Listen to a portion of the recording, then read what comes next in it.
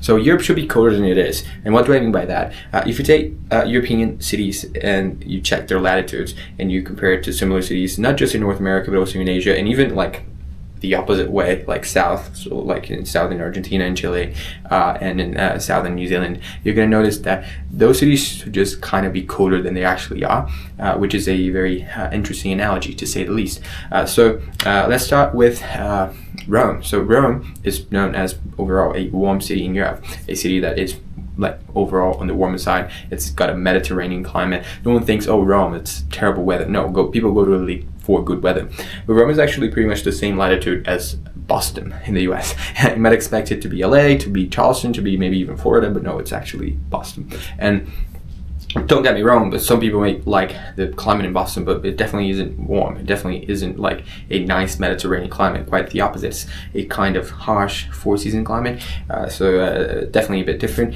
And Rome is just one example. Obviously, if you pull any other city in Europe, it's going to keep going north to the point where Paris is actually quite a bit to the north of Toronto in Canada. Now, which city gives you more of a cold climate connotation? Paris, which is, I think, known for mostly a four-season climate, or Toronto, which is literally the biggest city in Canada and is known for having really, really harsh winters. Now, one thing that people commented in the other video, and that should be obvious to you, is, well, this happens because latitude isn't the only thing that affects temperatures. That's obvious. There's the Gulf Stream that kind of goes from the Caribbean and into Europe, and it brings a lot of humidity, and it brings a lot of overall heat or warmth, which especially the westernmost in Europe you are, the more neutral of a weather you're going to have.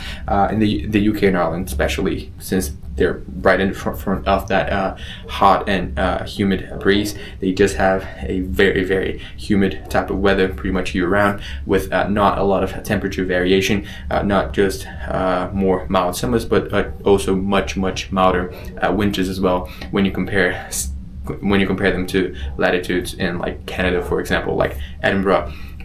It's rarely below 0. It's also rarely above 12, to be fair, but it's just like a very, still shitty, but definitely not as cold weather as you would see in like mid to north Canada, which would be a similar latitude. So there's that. One new information that I brought in this video is that apparently Ushuaia, which, if you don't know, it's a city in Argentina known for being the southernmost city in the world. It's about the same distance from the equator as Copenhagen is. So imagine Copenhagen was the northernmost city in the world, because wouldn't that be weird? And obviously there's all of Norway, all of Sweden, all of Estonia and Finland, and parts of Russia that are like quite a bit to the north of that. Iceland is, I think, entirely north of that. And so you can really picture how north Europe actually is when you think that, well, the southernmost city in the world, if you just reversed it, it would be more or less at the same latitude as Copenhagen.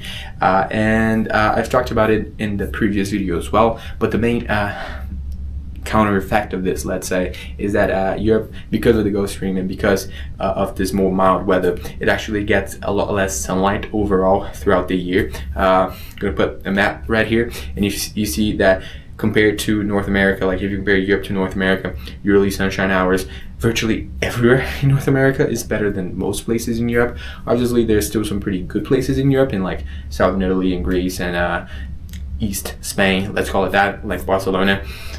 But yeah, most of Europe does have a very neutral, but also not that sunny and quite foggy sometimes and quite rainy sometimes. And yeah, sort of weather, especially if you're in like mid to northern Germany, especially if you're in the UK and Ireland, especially if you're in Belgium, the Netherlands, and north to northwest France. But yeah, the things are the way they are, so I'm not saying it's gonna change. This is not a climate change kind of video, because for obvious reasons, Europe has always been that way. Like the climate in Europe didn't, like, let's say Paris wasn't as cold as Toronto 200 years ago, and then all of a sudden it got hot. It's getting hotter because of climate change, sure, but like, why would it just happen in Europe and North America? It's obviously happening worldwide, across the globe. And so the fact that Europe is a little bit more mild is just something that is truly an exception. And people also said, oh, why are you saying Europe should be colder than it is and not America should be hotter than it is in winter. And the thing is, like, because most of the other examples I have are actually the opposite. So not just North America, like the US and Canada, but also if you compare Patagonia overall weather, and if you compare the weather in Mongolia and in North China and in most parts of Russia and Siberia that are actually in the same latitude as Europe, or northern Japan, they just have more extreme weather than Europe. So it's not that it's just a dichotomy between Europe and North America. It's actually that Europe is an exception in the sense that virtually all other places in the same latitude are much, much colder, especially in winter, and also normally much hotter in summer. Yeah, I hope you liked this video. I've been to most of Europe now. I've been to around like 32 countries in Europe, and I'm trying to do Asia. I'm going to start doing Asia very soon. Been in Australia, living here for a year. I've also lived in around 6 countries throughout my 24 years living on this earth. So if you like geography and just nerdy geopolitical random facts about life in a travel tone with this guy in front of you, you should probably subscribe. But see you guys around and have a good day.